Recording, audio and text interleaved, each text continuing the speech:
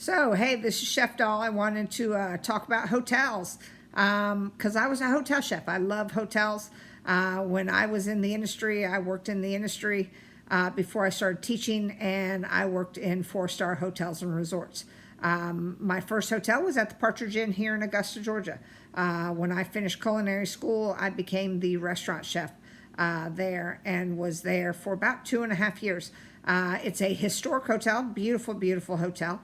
We did banquets, and we had the restaurant, and it had a beautiful veranda. If you've never been, I suggest go just to even sit on the veranda, where you can sit and have drinks and overlook the city. But it's a beautiful hotel. I love hotels, and the reason why I love hotels is because there's always something different to do. You're always either working on banquets and catering, or you have the restaurant. You might have brunch. We always had a Sunday brunch too. I worked in a resort up in the North Georgia mountains where we had 2 golf courses. We had a bar and grill, a restaurant. We did the banquets and catering, and it was busy. I did Thanksgiving. We did 6 buffets, and I fed 6,000 people. I did ice carvings, platters. We did plated dinners. You name it, you're doing it. So you never get bored. Like in the restaurant, it's all the same menu over. And that I can get on a line. I love being on a line, but after about 2 days, I'm bored and get me off. I love always doing something different and running around and having my hands in different things. So that's why I loved hotels. Hotels offers benefits than most restaurants do, which is nice.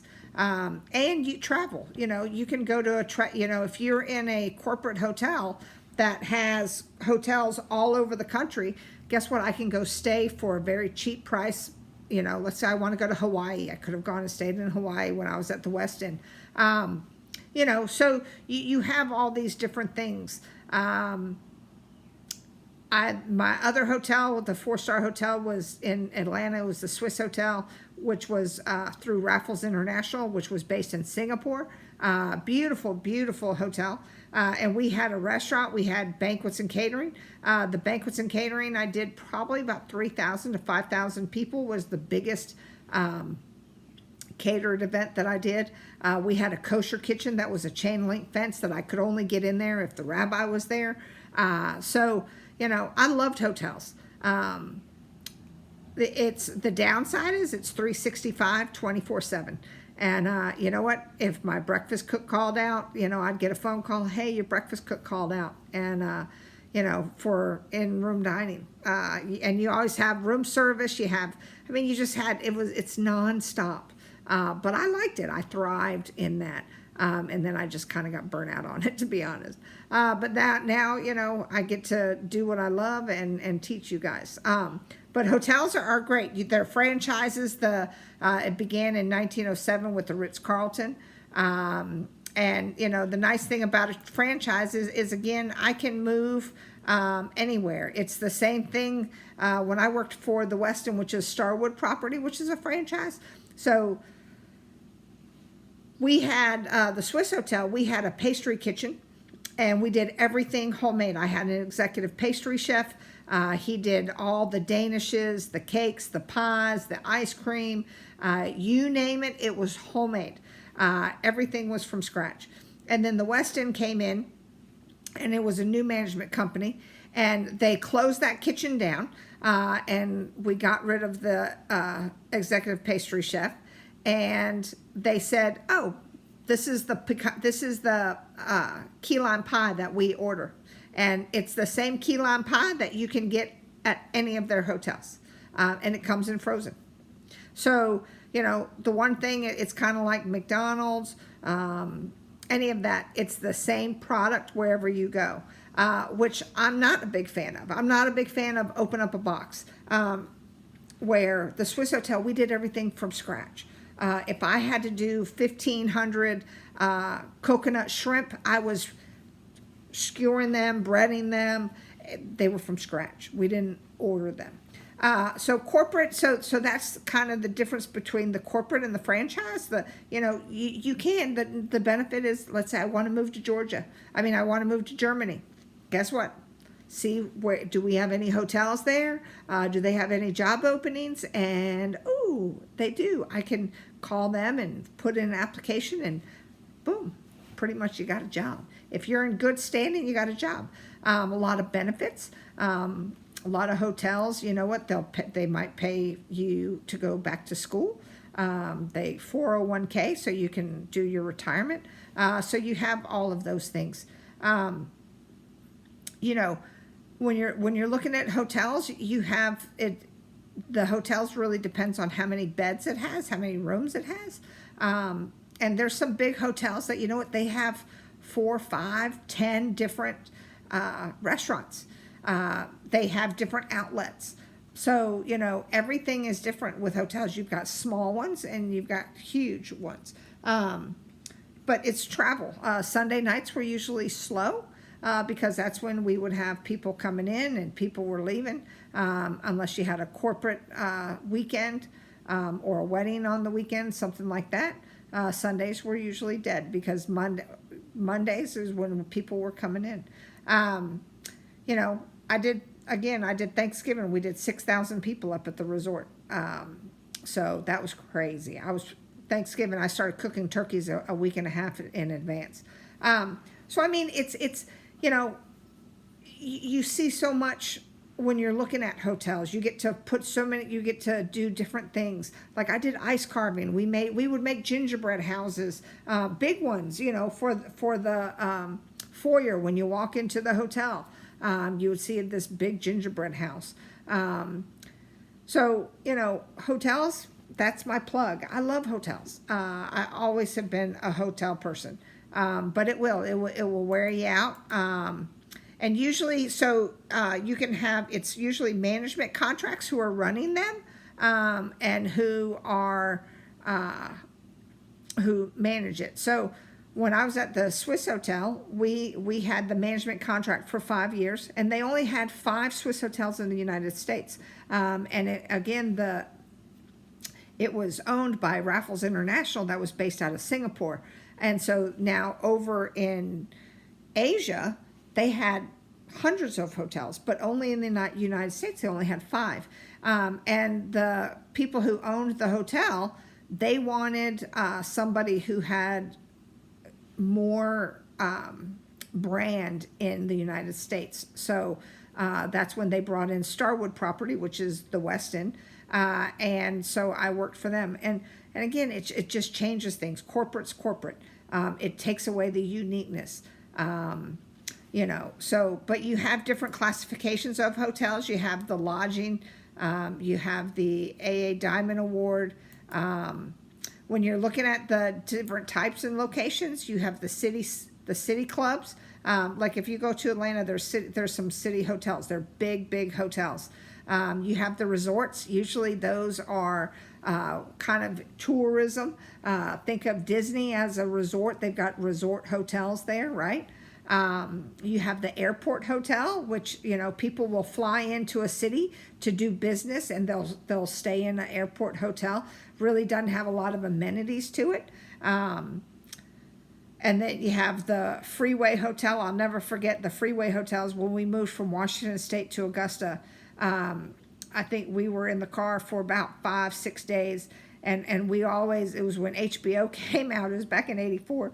And so, I was 14, so I looked at my dad. I was like, hey, we need to have a pool and the arcade. And my dad he wanted the HBO and all of that he could watch movies. And my brother, he was older than me, and so he wanted the bar. So any hotel, we were looking for these amenities for us whenever we went. You have casino hotels. Go to Vegas. Oh my God, those hotels are beautiful. If you ever go to the Strip, beautiful hotels, and amazing. You have a convention hotel. A convention hotel is usually, they can have 5,000, 6,000 people. It really kind of all depends on this. But the different hotels, you know, I put up a video for you guys of all the different hotels, like the ice hotel, the underwater hotel. I mean, there's really some cool hotels. So I hope you had fun watching those and learning about that. You know, so, but that's how I love hotels. It's in my blood. And that's where I fell in love with banquets and catering. I've done a lot of catering and private chef gigs, where I've cooked, doing Christmas receptions for, you know, 150 people. I've done weddings in people's backyards. I've done all of that. And the nice thing with hotels, I learned all that in there, because it's all about the process. It's learning about, you know, what can I do first and what will hold. And you know, I'm one of those that, you know, I'm doing a crab cake, and the crab cake's made the day before, and it's seared off and all that, and it's on a sheet tray, and I go into the party and I shoot it into the oven, and boom, it's done in 10 minutes. And I'm putting it on a platter, and boom, it's being cooked, eaten. So, I mean, you learn how to cater when you're working in hotels, but it's fun.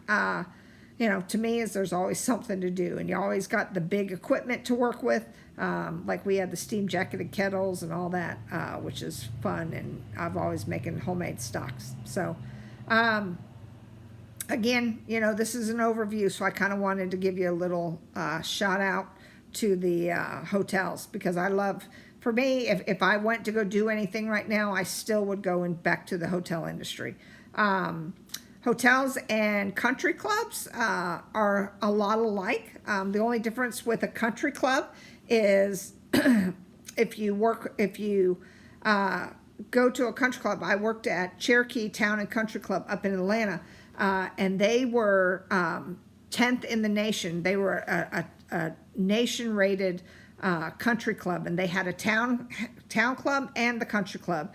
And in order to join this country club, you paid probably $200,000 to join, and that's just the upfront fee. You know, you don't get back nothing. That's the fee. So you pay to join the club, and so now you go, oh, I belong to Cherokee Country Club. And then every month you have to pay so much money. So let's say it's $1,000 that you have to spend at the hotel. So, you know, and let's say I go to Europe for the month, I'm still paying that $1,000. It's still a bill that I have to pay. So that's the members. That's what they do. If they go to at the end of the month, I would always laugh, because, you know, here comes the kids, and they're like, give me this and give me that, and we got to run up the bill, because, you know, we're paying for, we got to, you know, get our money's worth. Because if they didn't spend $1,000 in the restaurant or on the golf course or buying anything, they still had to pay $1,000. Now, sometimes they paid more, but that's with country clubs. So the nice thing with a country club, when you're looking at that, is their food costs. They're going to have these huge exorbitant food costs, which is about 40%. And what that means is for every dollar that you spend, that you get back, it costs you 40 cents. So they were, you know, lobster. They would have lobster Fridays, prime rib and lobster. You know, they would just order all this stuff from Europe and bring it in. You know, they would have these pasta buffets that were amazing. And they just did all from scratch, all high end, because you always knew you had that set. You know, if, let's say I had, you know, 1,500 members and they're all paying me $1,000. That's a lot of money. So, you know, you're just always doing the coolest and the most upbeat things. Country clubs, any kind of club, think of Augusta National. They're a club. You have city clubs where it's more of a downtown, where maybe it's a racquetball or tennis club. And you're a member. You pay to be a member. And that's the biggest thing with clubs. You're paying to be a member, and it's your club. So, and that's where you get the hoity-toity and all of that, which, you know, they're fun and all, but, you know, at the end of the day, you have all these people who kind of, they act like they're your boss. They're not, but, you know, if they don't like it, you're out. So, but you know, I love clubs. And you know what? That's where you'll see a lot of master chefs today. There's 69 master chefs in our country, and probably 3/4 of them work in country clubs. To be totally honest, because it's all high end. They're paying a master chef is probably making around $350,000. They're your highest paid chefs. So yes, you can make good money here. Now, is that everybody? Oh, no. That is not your typical.